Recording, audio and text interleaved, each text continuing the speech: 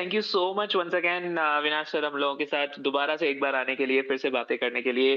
पहले भी एक बार आई थिंक हम लोगों ने उसे किया था और मेरे को बहुत मजा आया था आपसे सीखने में। आज I think this is even more of a juncture जहाँ पे कि we need your guidance and we really need to have your thoughts. तो ऑफ कोर्स द ब्रॉडर हमारा discussion is going to be sectors to keep close and avoid. But उससे पहले थोड़ा सा if I may ask, what is your view of the market, what is going on? बहुत ज्यादा debate है कि bottom बन गया है, बनेगा, this is the time to buy the dip, this is the time to stay away from a falling knife. What is your view on the market sir right now? Yeah, I think first of all, would like to thank you for inviting me again, and I think we'll make the podcast very interesting so that it's interactive for everybody. Coming to your question, has the bottom been made? I think that is a question which is very difficult to give you 100% right answer. But my personal feeling is we have not yet made a bottom because clearly I think in the next 3 months or in the next 4 months, I expect that the retail is going to behave in the way it has always behaved. It will create a lot of panic. Today the markets have corrected, in the sense that the broad mid cap index, small cap index is down significantly, although the broader index is up, which clearly shows that there have been a lot of panic sell-offs. In fact, there have been some news reports that there have been some margin calls also which have been triggered. And my sense is, clearly as long as the FI outflow continues to gather momentum and the rupee continues to be weak, my sense is that at least till December 22, we are not going to see interest rate hikes getting stopped in the US market. And only after by December 22, hopefully, the effect of higher inflation, the effect of FI outflows would get, kind of moderately marginalized. So I think 15,000 according to me is a do or die level. I think if we are not able to maintain that 15,000 level for the Nifty at least in the very near term, then I think we could be headed for 14,700 or maybe 14,500, which is not completely ruled out. People have been talking about 14,000, and I think rather than making predictions, I think you need to be careful now because clearly fundamentals are not going to work. I think what is important is basically the liquidity and the macro events. I think hopefully if the Russia Ukraine war gets over within a fortnight or a month, I think that would be like a very sound and a very strong kind of a booster to the markets, because to a large extent commodities, to a large extent crude oil, interest rates, everything would start looking coming down, and I think the markets would start looking at market prices in a more positive way. Currently, I think probably 15,000 is the level which I would watch. Today we are at we were about 50 odd points up on the Nifty, but I think 40 50 points से कुछ ज़्यादा फर्क नहीं पड़ता है. I think still there are a lot of retail investors who have got stuck up at higher levels, and I think despite the fact that domestic institutions are making full effort, FI outflows are going to be the key number to watch. So I think let's hope and pray that these numbers don't come bigger and bigger, क्योंकि ये number अगर बड़ा आता है तो फर्क काफी पड़ेगा, क्योंकि लिक्विडिटी ड्रिवन मार्केट है. And no doubt, I mean, if these numbers increase in the coming days or weeks, then I think probably we could see levels even below 15,000. Although I'm not completely bearish. In fact, I've been telling my friends that these are levels where most of the research guys have to work harder. They obviously can identify very good companies at very attractive valuations. तो अभी तो identification का time आया है. If you don't identify very good companies, at valuations at 18,000 or 20,000 of the Nifty. So I think it's going to be interesting. I think I've seen 2004, 2008, 2017. So I think every bear market is painful, but I think we should eventually, obviously overcome this. I think you have to give at least 3 to 6 months more before this market stabilizes, and then we could see recovery going.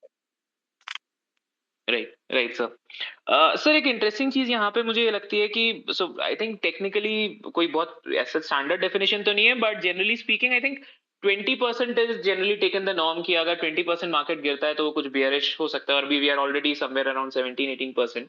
Now that is one aspect of it, and the other aspect is कि I think बहुत बहुत सारे लोग हमारे जो भी stock market में, Indian stock markets में है, they got associated with Indian stock markets during the COVID rise era when there was everybody was like कि markets अभी मतलब बुल रन एक बहुत अच्छा चला था.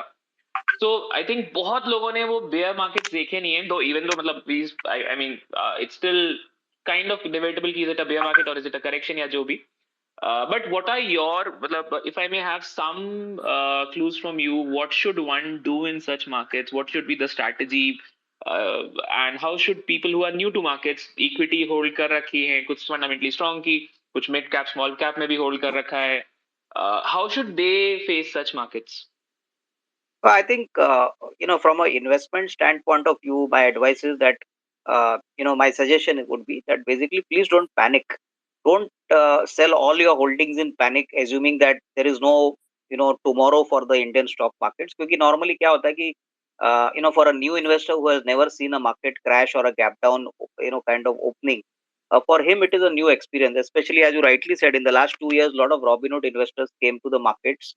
It was very easy for them to make money in 2020, 2021. But I think 2022 has been like a very frustrating kind of year for them. And now looking at the kind of volatility in the markets, guys who are not having the patience and the guys who don't have the holding power, I think for them, it's going to be very, very difficult to make money. I think we have been telling our clients, our friends that, if you have invested in equity, even if your portfolio has seen a drawdown of 20, 30%, I think one thing is very clear that if you have good quality companies in your portfolio, they will definitely bounce back. It's not that they will not bounce back, but yes, unless you have kachra or you have got penny stocks in your portfolio, and you have businesses which don't have any kind of notional value, in the sense don't have any big competitive advantage. I think these are companies where it's better to exit and book out, because ultimately the market respects data, the market respects financials, it respects the cash flows. And whatever technical analysts say, I think, I had a debate about some time back on a Twitter spaces sometime last week, where, a gentleman said that you should only look at charts and candlesticks, and that is enough for making wealth. So I completely, unaccepted this, kind of analogy. I told the audience that unless you have some idea about what that company makes, what is the corporate governance level, what is the balance sheet quality, what is the cash flow generated, I think these things are now seen by even the technical analyst. So कहने का मतलब क्या है कि आप अगर ढंग की कंपनी खरीदोगे, थोड़ा ऊपर भी खरीदोगे तो कोई टेंशन नहीं है, बट आपको बेसिकली अच्छी कंपनी और अच्छे बिज़नेसेस में पैसा लगाना है. Equity as an asset class will always and always outperform, over the longer period. Maybe for the next 6 months, my feeling is that markets will be volatile. There could be negative returns, but I think that is part and parcel. After 2 good years, I think the market will definitely adjust to a lot of macro variables like the Russia-Ukraine war, inflation, crude oil, commodity prices. I think almost everything has gone against the market. And plus, the main reason is I think FI liquidity is moving out swiftly. So I think for these new guys, my suggestion is that just keep your conviction strong, and I think keep a slightly longer time frame, because money which is made in the short term is always unsustainable. And in the markets, we always hear this thing कि अच्छी खबर और अच्छा stock साथ में कभी मिलते नहीं है. So basically, it never happens that you get a very good stock and the news flow is also good. So in these kind of markets, the stock will be good, the news will be bad. So that is how you got to capitalize, and obviously follow a slowly concentrated and a very activated kind of SIP approach. Right? There's no need to go and make a lump sum investment, because frankly nobody can predict the index levels and the stock prices. So I think you have to keep the faith, and you just have to give a longer time frame. That's all. I think it's as simple as that. But I think you should not lose your cool, and clearly avoid leverage, because guys who use leverage and then buy stocks are definitely in for a very tough period.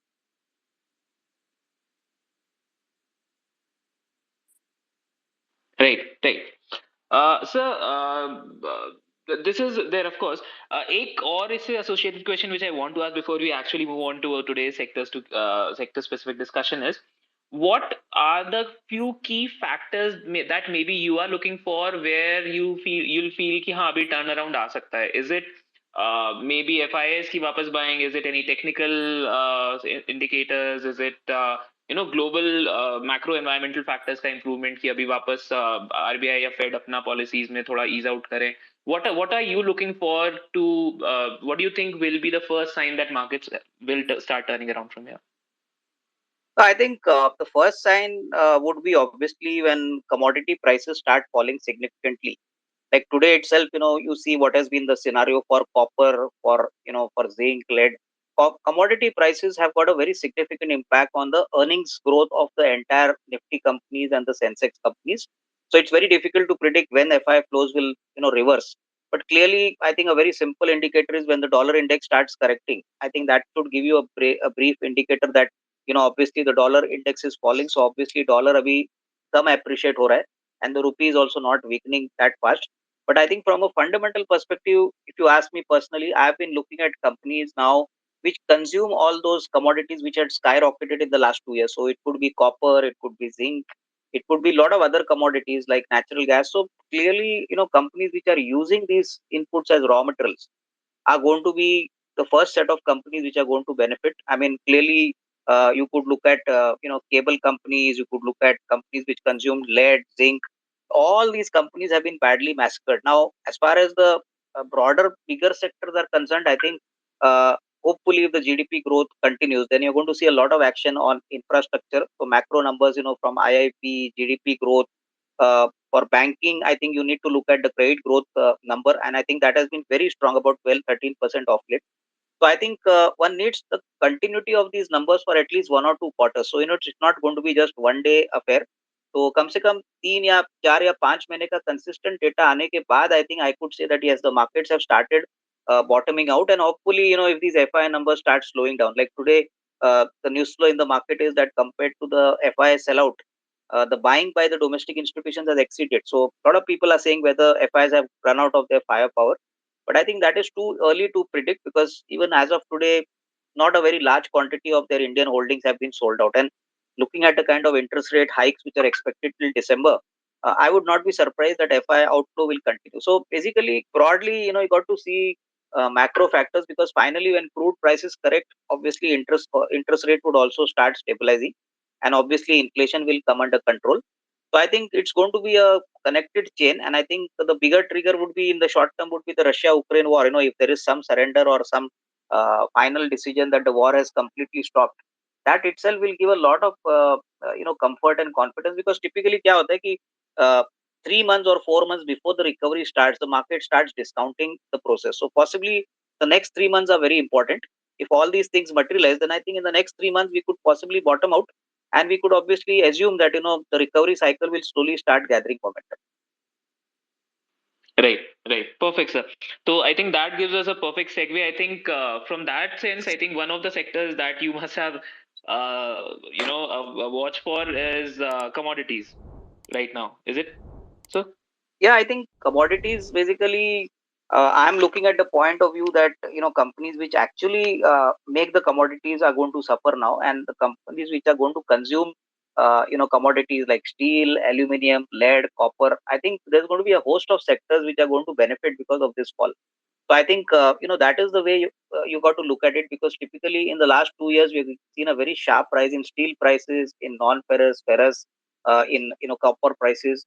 So I think that has impacted the raw material cost, the supply logistics side, and obviously because of the Russia-Ukraine war, obviously crude oil, natural gas prices, other commodity prices have gone up. So I think commodity is going to be a major focus area for me. But as I told you, I mean, we are going to see the user related sectors, because once the prices come down and obviously get triggered on the downside, then for a long time, whatever earnings damage was seen for these companies in the last 2 years is going to be now completely repaired, and you're going to see a lot of earnings growth coming from the user set of industry. Right, right. Great, sir. So let's get down to it. Bilkul, which sectors are you keeping in your watch list, and what are you looking out for right now? Yeah, I think before I tell you the names of the sectors, I am positive. See, there are two, three themes which I think will continue to be in focus, despite the fact that the market has come down significantly sharply. First is, I think, digitization जहाँ पे होगा वहाँ पे मेरे ख्याल से I think companies which are very strongly focused on digitization would definitely be in the focus, and that would be a very good theme. Secondly, I think wherever companies have deleveraged their balance sheet, it could be steel, it could be cement, it could be autos. So deleveraging is going to be a very important theme, because deleverage in the entire corporate sector has come down significantly. From about 3 or 4 years back, corporate balance sheets have been very strong and better. This applies even to the banks. The banks have reduced a lot of bad assets, and now their balance sheets are very lean and fit. And finally, companies which have got a very large domestic market, I think the time has come for all investors to look at companies more specifically on companies which have got a large domestic market. So I think demography is going to play a very important role. So these two three themes are definitely going to be in action. I think although these themes are not completely new, but I think this is definitely going to play out. And I think the first sector which I'm very positive is, I think, anything connected with agri. So it could be fertilizers, it could be seeds, it could be agrochemicals, it could be animal feeds, typically which has got something to do with agriculture. And the reason is very simple, that see, not only the domestic market is a large market for agri, but I think the kind of geopolitical conditions which currently have prevailed in Russia and Ukraine, uh, there are a lot of reports which are being talked about, that there is a huge food grain crisis which is going to develop across the globe. So, the countries like Ukraine, Russia, typically other European countries, are fighting for simple, commodities like wheat or maybe billets or cereals. So, this is where Indian companies could get a larger share of basically agriculture inputs, for basically, later on when these countries get down to business and start again redeveloping their countries. So, agri is going to be a very strong theme. Of course, the domestic market is also very large. And I think this food crisis is definitely real. I think a lot of companies are saying that in winter, till winter, if the war situation does not, change, then it's going to be a very big crisis. Because obviously, Ukraine was a large player in market, in the wheat market. Russia was a large player in the wheat market. So internationally, a lot of European countries were dependent on Russia as a key supplier. So that is now completely stopped. And obviously, with US putting a lot of sanctions on Russia, I think it's going to be a very important, fact as to how the world is going to react in the new regime post the war also. So agriculture is going to be a very strong theme. I think very clearly, Indian companies like United Phosphorus, which is a global player, a lot of other players, which.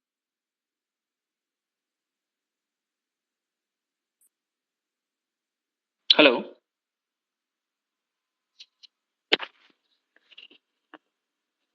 Hello. Uh, right. I think there's some connection issue due to which we may have lost Avinash sir. I'm gonna invite him again. Just a second.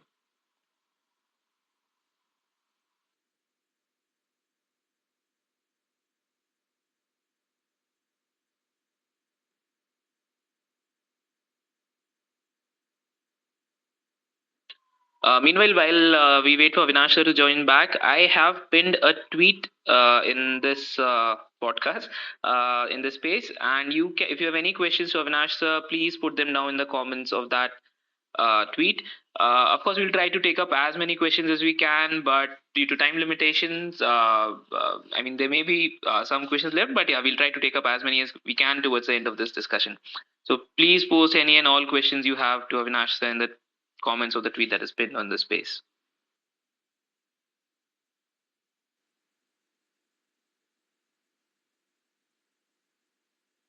Hello, Avinash sir, are you there? Yeah, I can hear you. I mean, Yes, I, yes, I'm yes. sorry, the line got cut, I think, without, I think when I was talking. So can you tell me where I was, Yeah. so that I can, continue from where I stopped?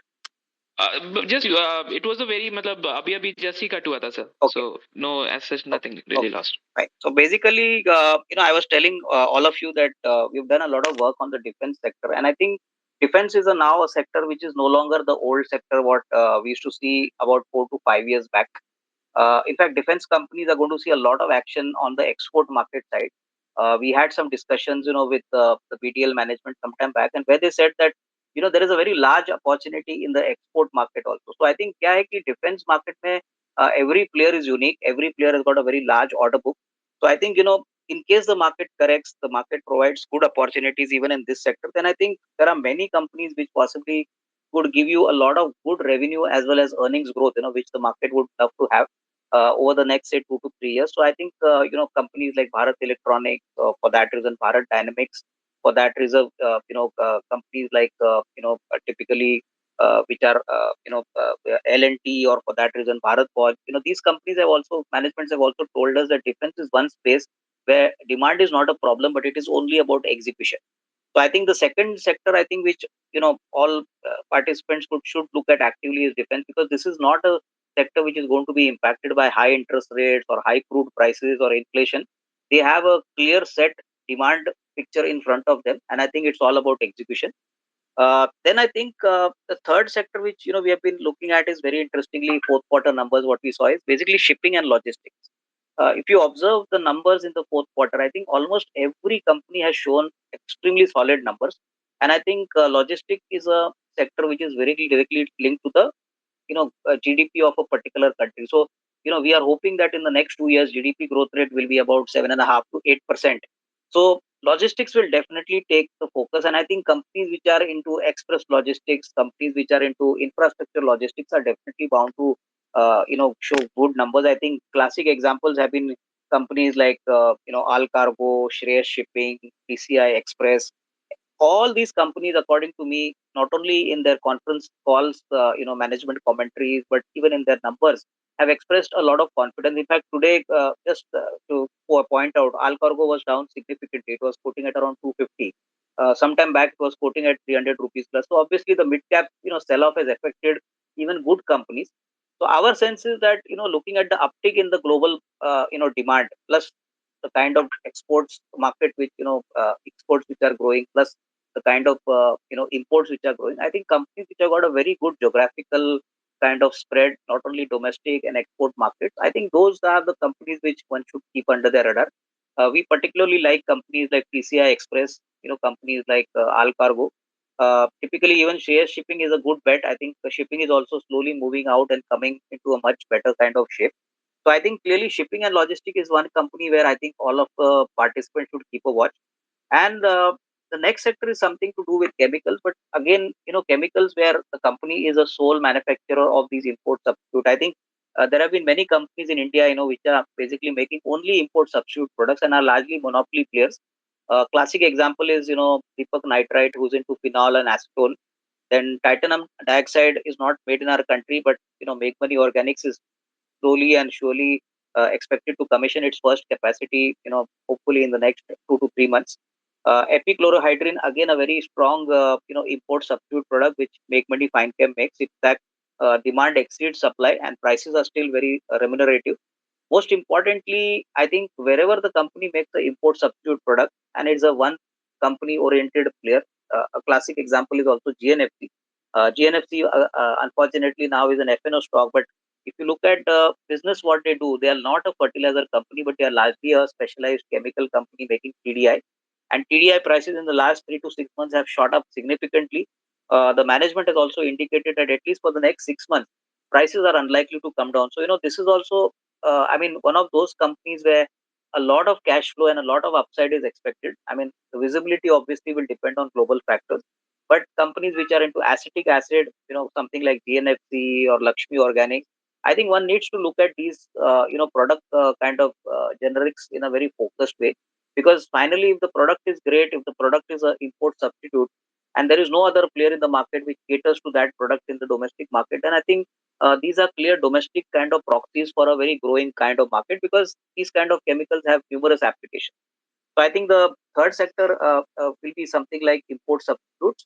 And then I think we also like power generation and basically power distribution and basically platform companies which operate here. So despite the fact that power generation is a very known story, I think after a very long time, power generators have become the flavor in the markets. People have realized that post the COVID, I think consumption has increased, production has increased, and I think the governments have also started looking at these companies favorably. Power tariffs are also expected to go up in the next, say, 2 to 3 years. And most of these power generating companies are now looking at new avenues for growth. Most of these companies are getting into solar, renewable, green energy. Some of them are moving into electric vehicle infrastructure. So, there are lots and lots of opportunities. In fact, just recently, about a couple of weeks back, Adani announced their decision to get into hydrogen. There are some companies which have already announced, their move to hydrogen. So, despite the fact that hydrogen is still a very long distant possibility, the news that these companies are putting a lot of investment in this sector clearly shows that the power generation basket is going to show a significant change, and obviously green energy, solar energy are going to be key kind of differentiators going forward. So I think companies like NTPC, companies like Tata Power, Torrent Power, all players which are into green energy and basically renewables are definitely going to do well. In fact, in the next 3 to 5 years, Tata Power is talking about setting up its solar rooftop business in a very big way, which is a very unique product. It's not seen in India, but I mean, obviously, with better incentives from the government, I think it could definitely help them. Then again, platform players like IEX, which actually have not delivered very great, post its bonus issue.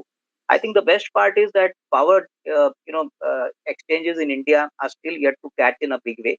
Although competition is expected over the next 2 to 3 years, but I think the business is monopolistic, the business is scalable, and most importantly, it's a very low cost model as far as the asset intensity is concerned.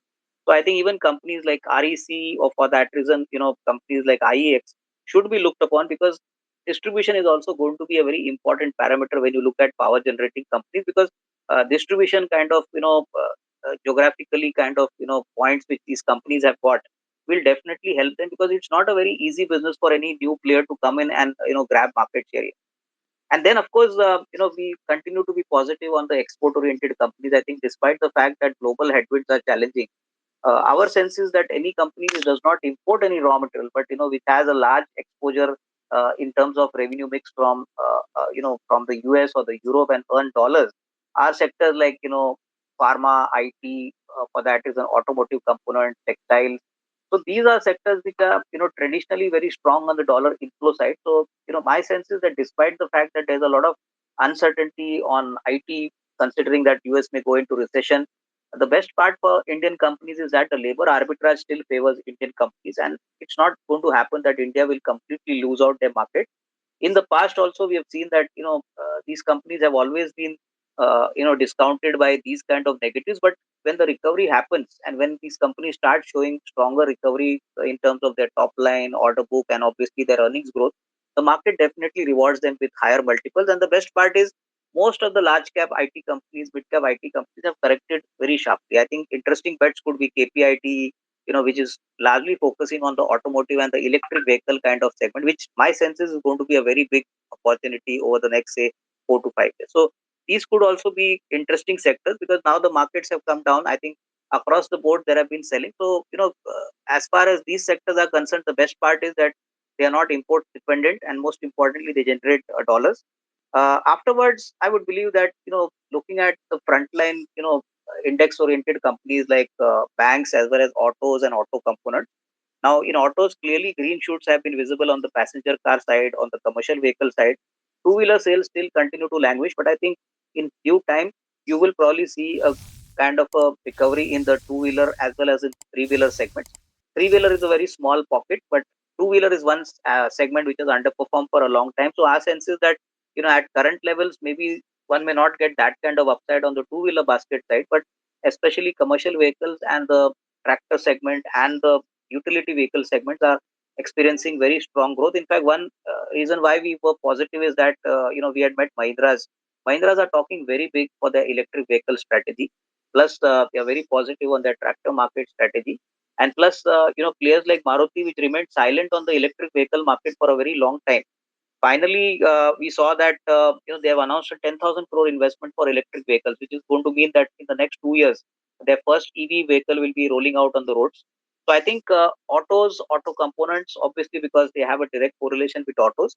And then, as far as the banking side is concerned, I think despite the fact that these banks have been, mercilessly thrashed, especially the PSU banks, the private sector banks, one thing is very clear that bank balance sheets are probably the best at this point of time as compared to what they were 5 years back.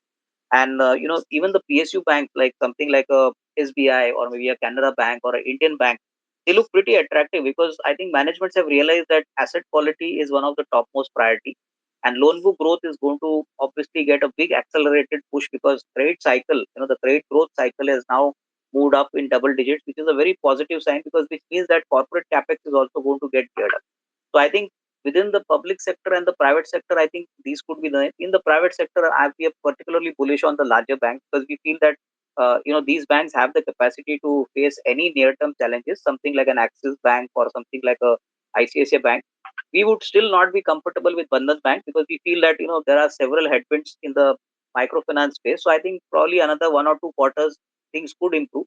But I think core banking and core basically value-added services which the banks provide, like an ICICI or Axis, I think where they have got a large exposure even on the digital side, could possibly give a lot of run for most participants' money if you put your money currently in these companies, because clearly I think visibility seems to be very strong. The management seem to be confident that corporates are more than happy now to spend money on fresh capacity built up, which was not the case a couple of years back.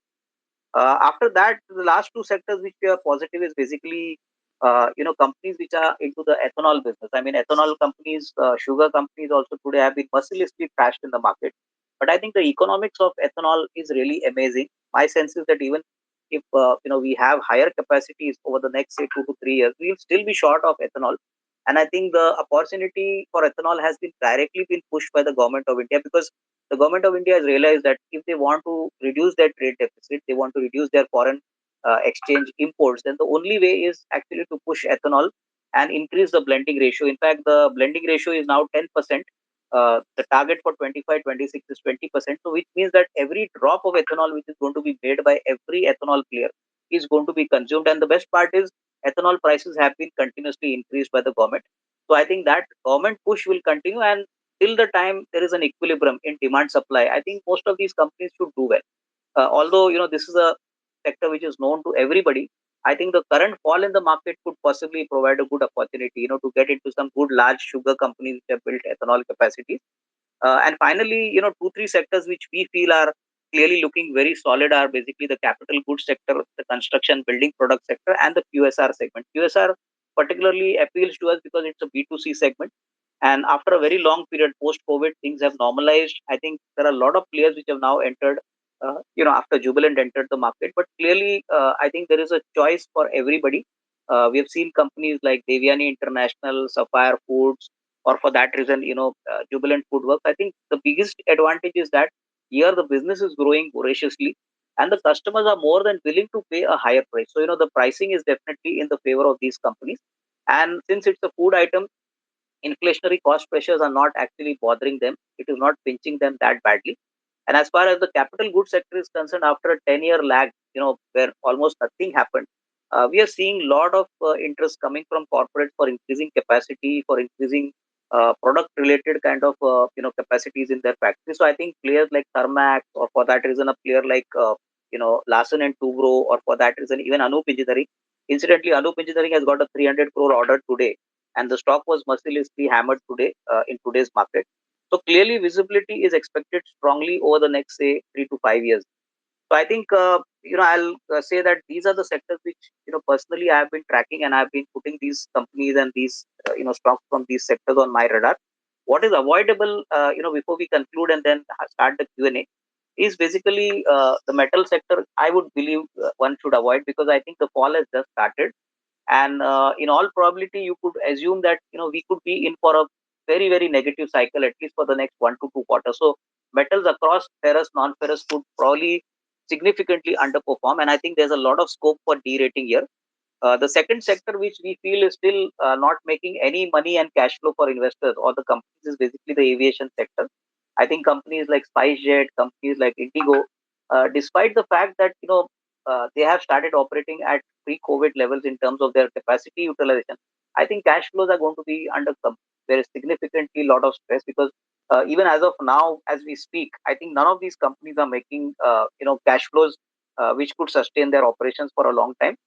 And obviously companies like SpiceJet are extremely vulnerable, because they don't even have the cash reserves with them to defend these kind of challenging times. The other sector which is going to be extremely competitive, and which I think a lot of you might have heard, is the paint sector. I think for the first time we are going to see a very strong competitor in the market in the form of Grasim coming and putting up an investment of almost 10,000 crores here. JSW has also started producing paint. So I think the market is going to suddenly see a lot of variety, a lot of price cutting from these two players, and I think it remains to be seen how the other companies react, like Asian Paints or a Berger, or typically a Indigo, where the market size is growing, but I think now growth will come at a significant cost.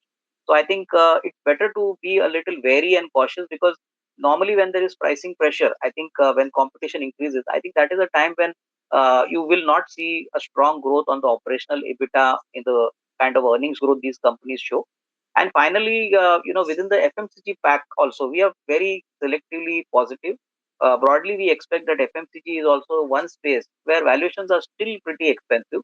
And I think even despite the fact that these represent the consumption theme, I would believe that only if there is a significant correction, then only I think FMCG should definitely look attractive. Otherwise, most of the broader FMCG names like Hindustan Lever, a Dabur, or maybe a Britannia. I mean, these companies are definitely well managed, but at these kind of valuations, it's very difficult to believe that whether one could make a very reasonably good risk reward ratio over the next say 12, 15 months.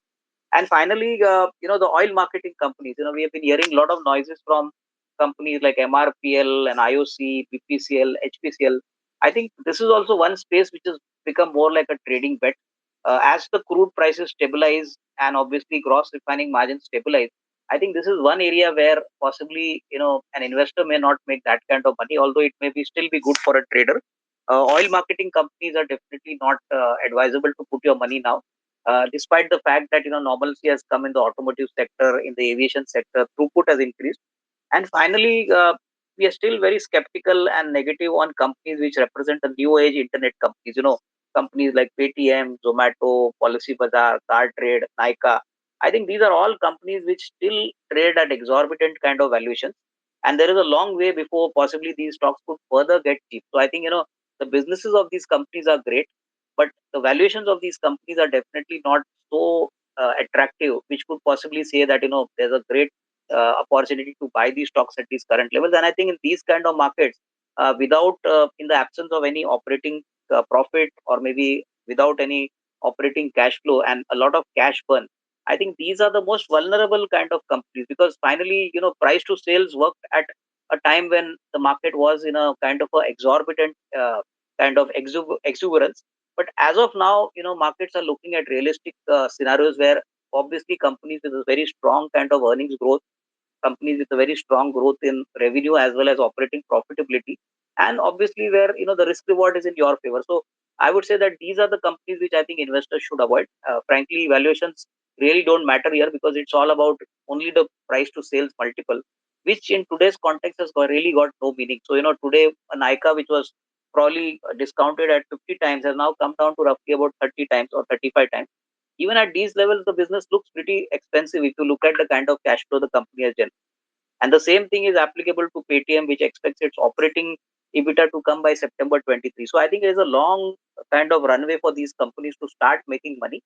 So I think I'll end my discussion here on the sectors, and I think I would be happy that if we can start the Q&A, or maybe somebody has some other view about these sectors.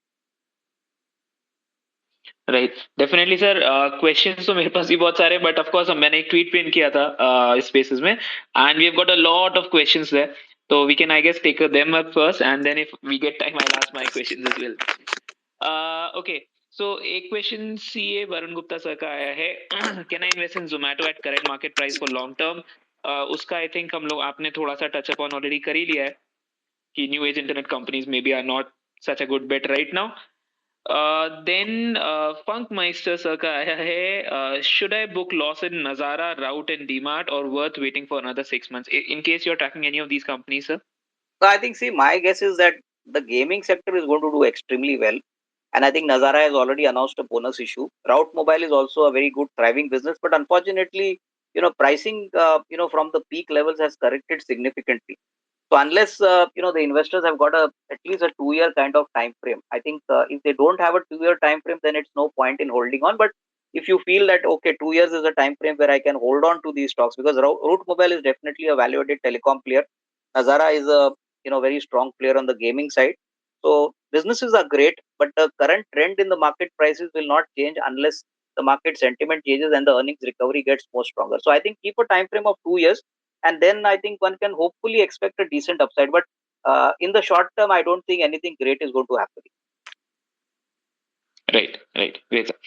Okay, Dinesh Kumar sir ka hai, can you please share good stocks to buy? So sir, this entire discussion has been regarding that. We will tweet a recording of this podcast right after it's over, so you can probably listen to that.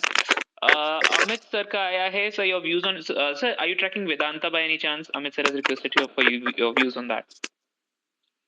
See, I think Vedanta is a clear representative of the metal and oil sector, and it's largely a commodity player. My sense is that, see, now the commodity cycle is going to go in for a very tough time. And if crude corrects down to $85, $95 a barrel, if aluminum prices correct, which more or less expected now. I think the coming 1 or 2 quarters, or maybe the next 2 3 quarters, are going to be extremely challenging. You could find profit margins getting squeezed, and most importantly, this management is not very highly regarded in the markets.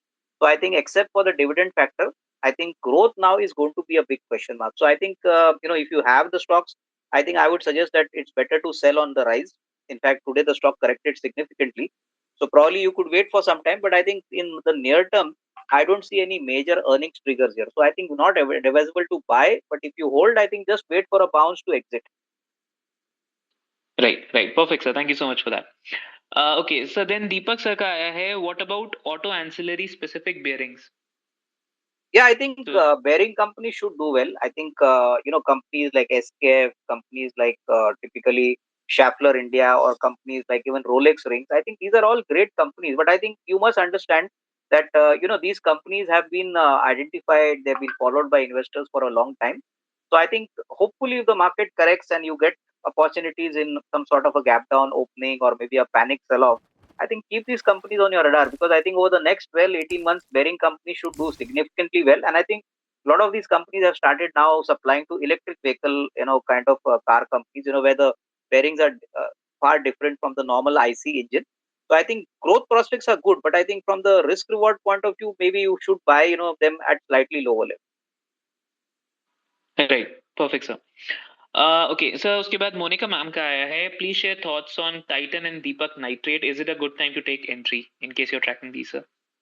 Yeah, I think, see, Titan is definitely a company where largely it's a lifestyle company operating in the gold jewelry segment. And I think if all of you might be aware that, see, the pricing for Titan has always been at a premium to the other competitors. So I think they never have a problem of demand.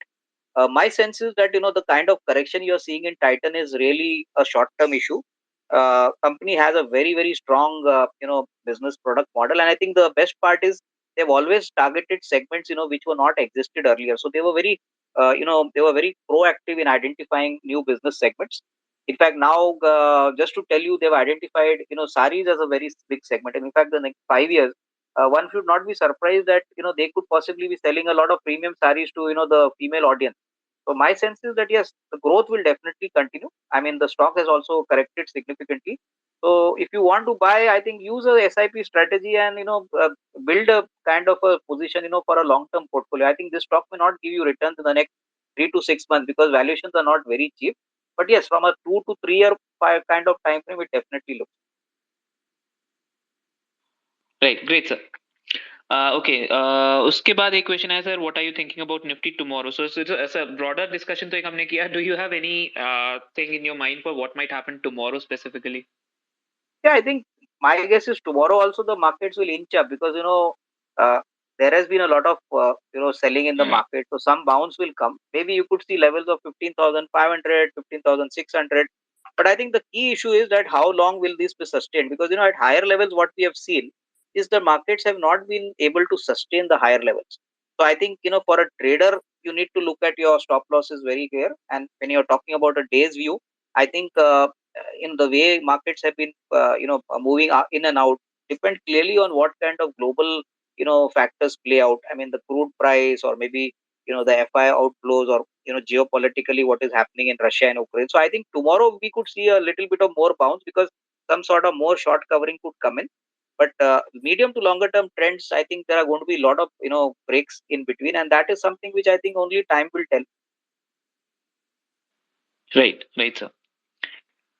Okay, next sir, दो stocks आए हैं Wasim Shah sir का और Amit sir का. One is Vardhman Textiles and Amar Raja for long term. Yeah, I think as I mentioned to you that Amara Raja will benefit if lead prices come down significantly. The trend has now started, but now we need to see how sustainable this trend is in the downward trend for all commodities like lead, zinc, copper. So hopefully, if the next 1 month or 2 months you see continuously falling prices for lead, that should be an indirect signal that Amara Raja battery should do well, because see, fundamentally it's a great business. They are virtually a zero debt business. They have reasonable cash on the book. But I think once the raw material scenario becomes more or less predictable, and obviously it starts touching lower and lower kind of levels, that would definitely be positive for Amara Raja. But as of now, I think one could take a bet if somebody is a contra investor, but currently, it will be very immature to tell that whether the trend is going to be negative. So you'll have to wait for some time before that could actually benefit Amara Raja. And which was the other company? Oh. So Vardhaman Textiles.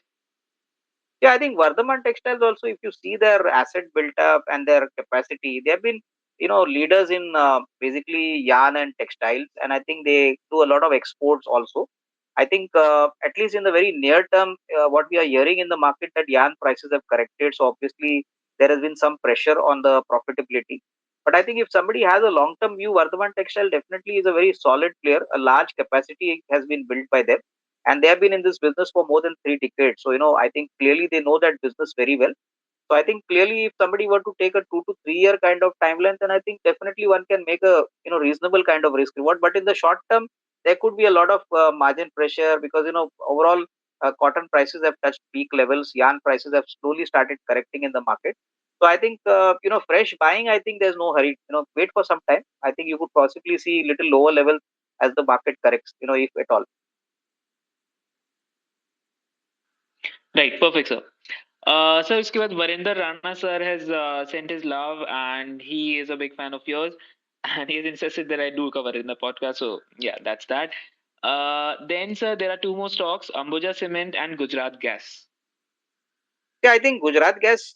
My sense is that as of now, the next 2 quarters are going to be challenging because, as I mentioned earlier, natural gas prices have shot up, and I think the best part for most of the city gas companies, including Gujarat Gas, is that there's a lot of pricing power with these companies. Like I know somebody in MGL who has actually told me that despite the gas prices increasing, they have raised prices by almost 4 to 5 times in the last 6 to 8 months. So clearly, pricing power is there, but how much demand is going to get impacted by these price hikes is something which is difficult to predict.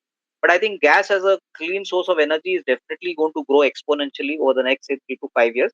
And I think most of these companies are cash rich. They've got a very large distribution network, and I think overall gas consumption is going to grow in India. So I think somebody who looks at these companies from a longer term perspective can definitely look at it. Any decline is an opportunity, provided you have a long term kind of time frame. Right, right, perfect, sir. इसके बाद sir this is an interesting question. Siddharth Malik sir ने पूछा है. Recently the rates have been hiked, and which company's balance sheet other than financial sector will benefit from the interest income? So are there any other sectors that you think will benefit from increase in interest rates?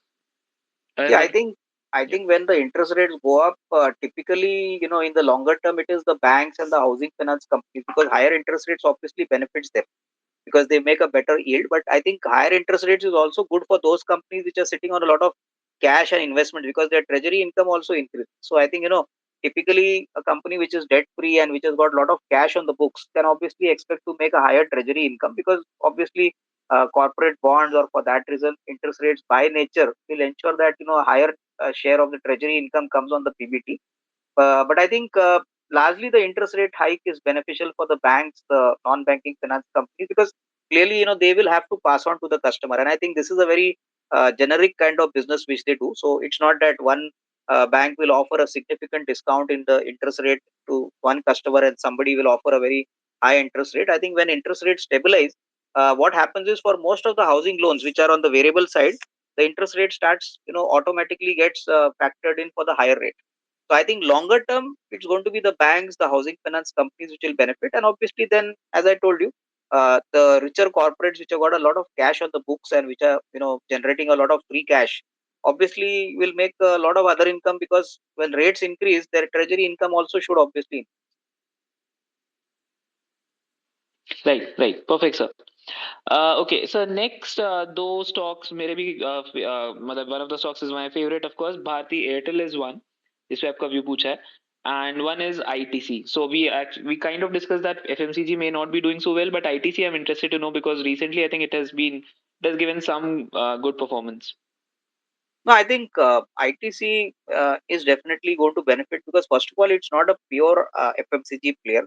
I think cigarettes still continue to be their main revenue and profit contributor, and I think they have got some additional levers coming in from the paper business, from the hotel business. In fact, the hotel business grew by almost 35%. The paper business grew by almost 23-24%. They are setting up a new paper plant now in Nadiad. So my sense is that luckily they are also on the agriculture side. They've got a unit which is known under the name of eChopal, which is exporting a lot of agri-related kind of products and services. So I think they have all the businesses which are into a pretty good shape, and hopefully, if COVID 4 does not happen significantly, I think growth should continue. So my sense is that not only the top line but even margins will be protected, and I think unlike a pure FMCG player which have got affected by the raw material cost inflation, fortunately ITC has managed to cover up these costs. In fact, in the fourth quarter, not only margins improved for their FMCG business, but I think they also launched several new products. So typically, I think FMCG is a very broad-based, diversified player, which obviously gets the benefit of a lot of these other growing sectors. And frankly, a company which has got a free cash flow of almost 12,500 crores, a free cash flow yield of 5%, a ROE of 25%. I think definitely it looks quite attractive, even if you look at it from a 1 year perspective. So our sense is that it definitely can give good returns. Which was the other company, Bharti Airtel, is it? Yes, sir. Okay, so Bharti Airtel also, I think, see now when 5G is going to be rolled out, my guess is that you could expect a further ARPU increase. In fact, Mr. Mittal has always been vocal about this, and he was the first, promoter of any telecom company to say that we are possibly having the lowest tariffs in the world in the telecom business. So obviously, my sense is that over the next say 6 to 12 months, you could see tariff increases gaining significantly, and obviously that will definitely benefit the operating EBITDA, obviously benefit the cash flows. So my sense is that Bharti Airtel should definitely be considered, if you're looking at the next say 12 to 18 months, because telecom as a sector, fortunately after a very long time pricing power has come back. Competition has reduced significantly, and I think we are all used to all our WhatsApp's messages and Telegram group. So data is now going to be is consumed very very liberally by almost everybody, and we just cannot afford to not live without the internet. So even if there is an ARPU increase, life will continue for us, and obviously that will benefit companies like Bharti Airtel. Right. Perfect, sir. Okay. Next, sir, हमारा question आया है, what is your view on Angel One? Is their shareholding pattern looks fantastic and it has corrected significantly? Yeah, I think Angel One, the joke is that around 1800 rupees nobody wanted to sell it, and today at 1100 rupees nobody wants to buy it. So it's a very ironical thing. But my guess is that see, Angel One has benefited significantly because of the fact that it went completely digital, and I think it used digital as a very strong platform. And mostly, one thing what is very visible is that whenever the markets boom out, obviously the first proxy is broking companies, and typically the intermediaries like CDSL, or typically all the remaining regulatory kind of companies. So my sense is that markets will obviously punish these kind of companies also. Whenever the market corrects, you see volumes shrinking. You obviously see lesser number of depository accounts getting opened. So I think going forward, the trigger for Angel One would be how long and how sustainable is their run rate in capturing more customers. Every month they publish numbers that show what are the new clients or what are the total number of clients they've bagged, what is their market share in the overall volume mix in the overall market. So I think these numbers in the next say 1 or 2 quarters, if the markets see some sort of a slowdown, if the markets correct, then I mean the larger trading appetite or the trading volumes could see a decent kind of shift and a proper probably a small decline, and that definitely could put a break on these kind of companies. So you have an ICICI Securities also which trades at a dividend yield of almost 5%, but unfortunately it has not shown the kind of growth what an Angel One has shown.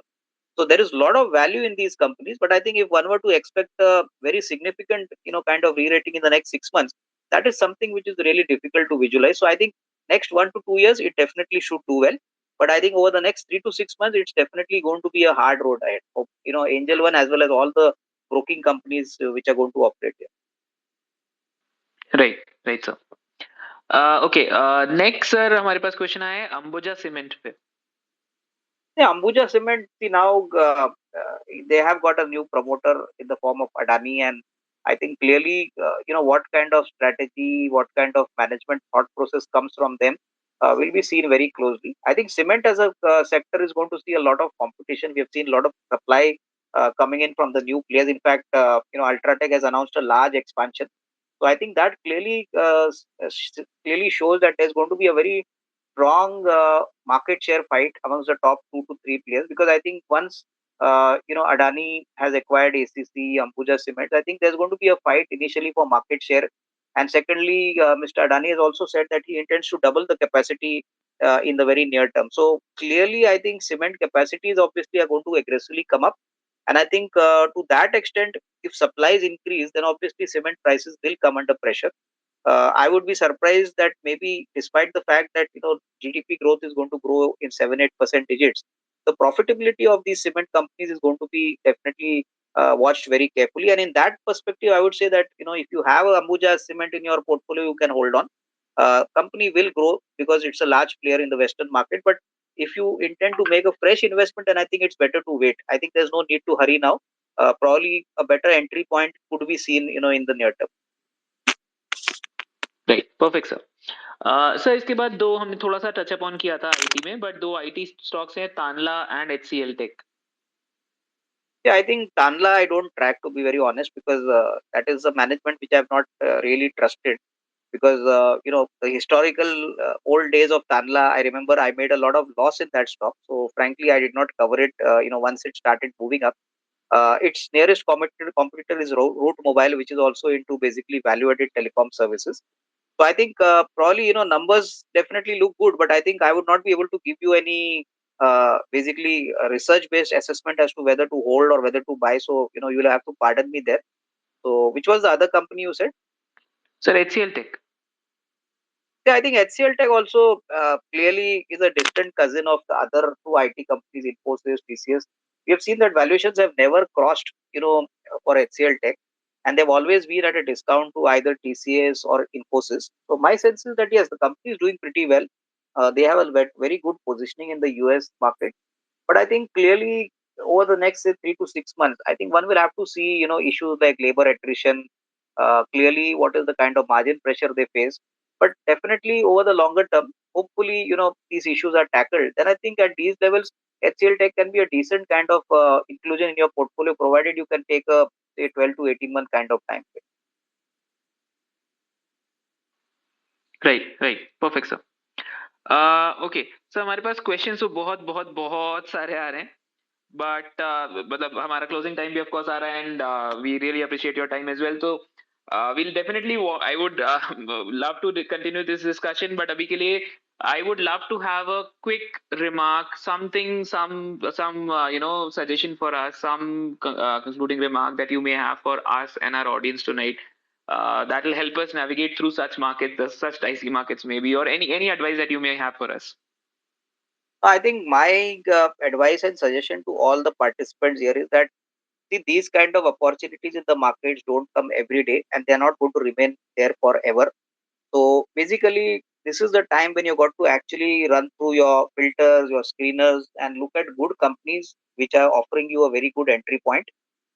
Obviously, markets are painful. There are guys who have already bought in such kind of companies. They are now seeing a drawdown in their portfolios. But I think keep the conviction and keep the patience for equity, because equity is an asset class which has always outperformed all other asset classes. So my sense is that this is not going to stay for long. I think my personal view is that we could be in this kind of market for the next 3 to 6 months. Hopefully, 2023 should be much better. And I think once the Ukraine-Russia war corrects and gets completely over, I think you would see a dramatic change in the market sentiment, not only for the market as a whole, but even for commodities, for oil, for crude, typically for other commodity kind of input prices, and that will definitely create the sentiment more vibrant. And my sense is, I mean, just focus on good, fundamentally strong companies, because data is respected in the markets. And finally, companies which have got very strong businesses have always bounced back in the past. We have seen bear markets in 2004, in 2008. The markets have bounced back, have made a lot of money. So this is a time where you need to actually be a little contra. You need to have conviction, and you need to deploy a little bit of your money now, because when the markets go up again to 18,000, 19,000, at that point of time, you would not be getting these kind of prices. So I think some more downside is definitely left in the market. But I think you should never time the markets. Try to do a small SIP strategy and never invest your money in a lump sum. And I think, as I told you, the sectors which I am positive, I think, there are many experts who probably might have told you some other sectors also, but I think I am very positive on the sectors I told you. So these are sectors which I think you all should keep them on your radar, and I think you all should definitely look at these from a long term angle, and obviously, chip in via a small SIP kind of approach, which I think will definitely help you in building a good portfolio. Because see, this is the time to accumulate and obviously wait for the upside, and obviously the wait will be well worth it only if you make that decision now. Right, right. Absolutely perfect, sir. This has been great. Thank you so much, Avinash sir, and also thank you so much, audience, for sticking out with us for all throughout this hour. And of course, there are so many questions that we could not cover, but we'll definitely request Avinash sir to please allow us to host him again, and we'll take up many more queries. We'll discuss more about the markets and try to learn from him. Anyway, thank you very much, and I hope all the participants benefited from my suggestions. I think definitely we'll cover more questions in the next podcast. Thank you. Yeah. Thank you so much, sir. Thank you so much, everybody. Have a really good night and a profitable day ahead. Bye bye.